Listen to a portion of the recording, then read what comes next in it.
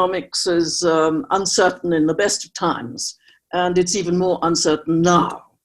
I'd like to divide my introduction into two parts. First of all, a very quick overview of what's the main policies that have been adopted now to manage the emergency phase which David was referring to, and then what is being sort of thought about for the response and recovery phase, which I've merged into the same phase.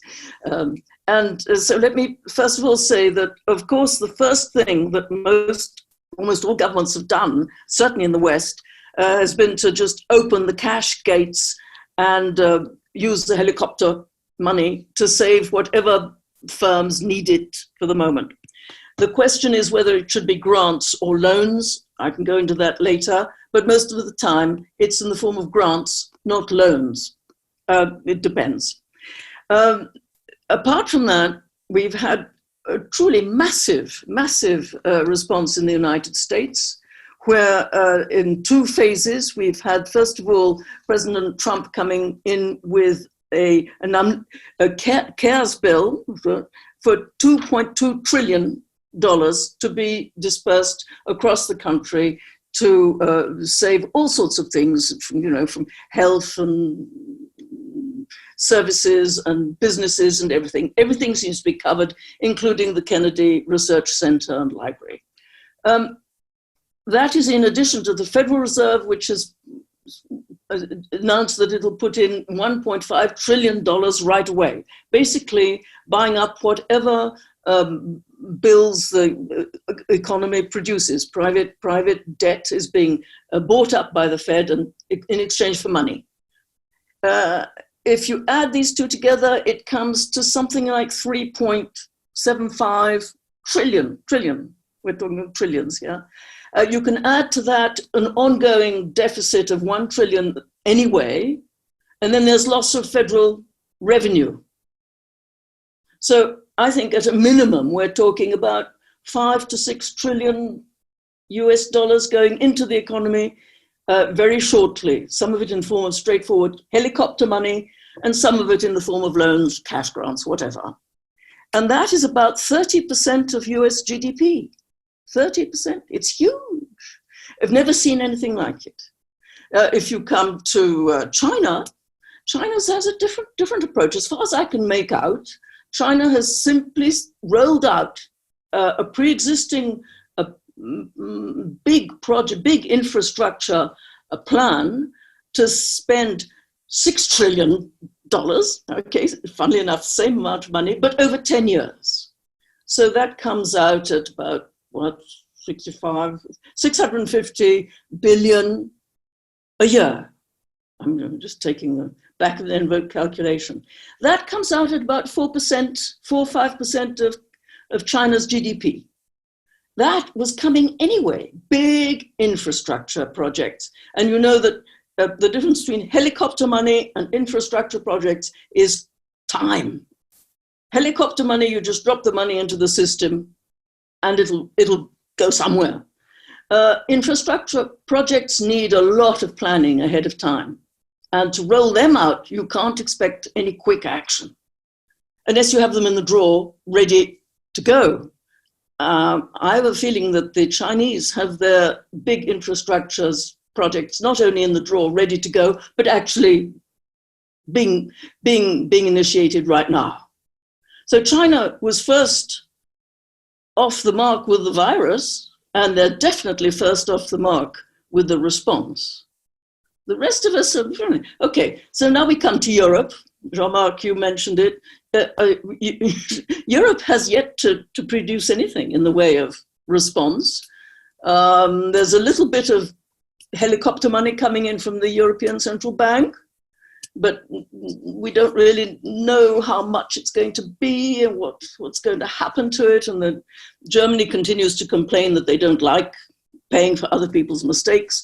And the old division in Europe between the grasshoppers and the ants remains.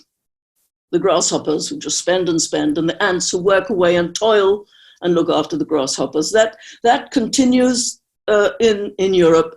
and doesn't really seem to be producing anything to prepare for the recovery phase. So, for the moment we have this is the scene at the moment.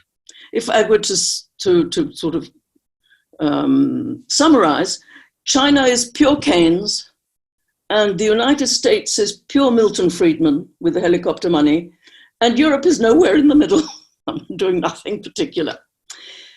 The Swiss and the Brits, they're doing their own stuff. Now, what about the future? I would say that one thing you have to do as you move to the response and recovery phase is that you have to be careful that people are going to be worried. They've gone through a very traumatic period, and fear is going to be one of the problems we're going to have to deal with.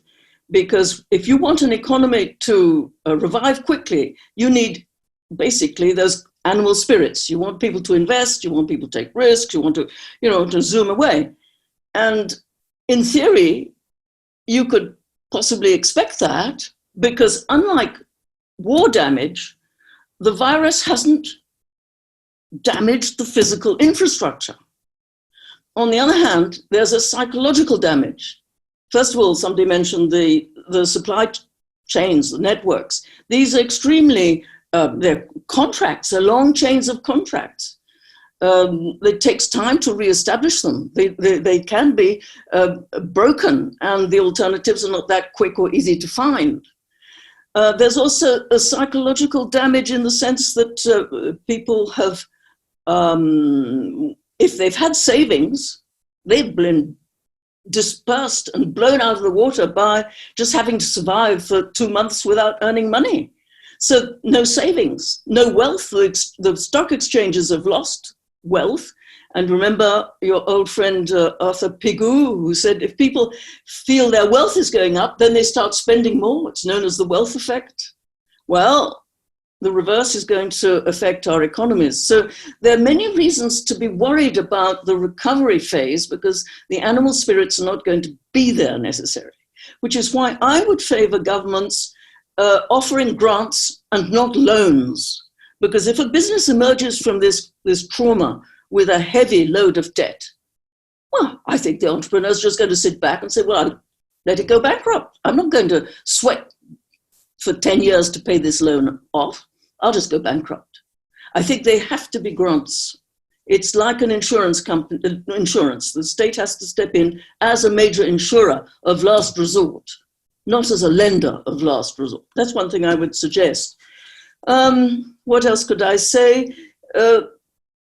I think that we need to think of this, of our structure, of the economic structure, will probably have to change, because the trauma and the existence of this crisis is going to change things. I don't know, I haven't got the crystal ball, but for instance, there probably is going to be a move away from globalization, some kind of recentering, protectionism, cocooning. Okay, well, why not? But people are not going to like the implications of higher costs.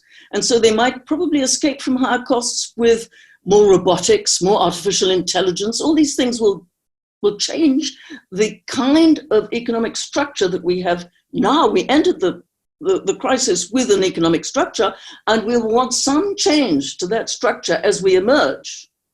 How do you get that to change, right, during the recovery phase?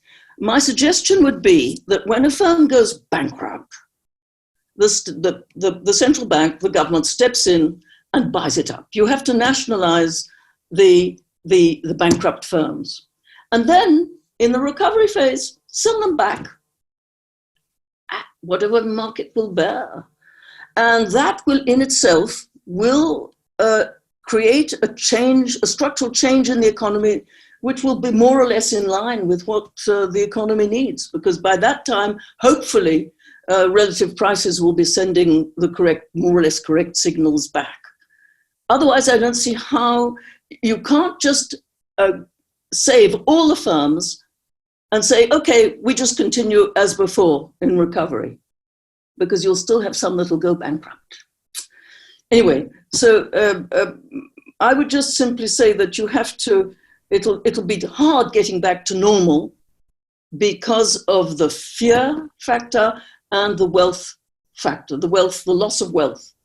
And I do think that to deal with the fear factor, our governments should start thinking about putting out rather more optimistic assessments of the situation, if they possibly can.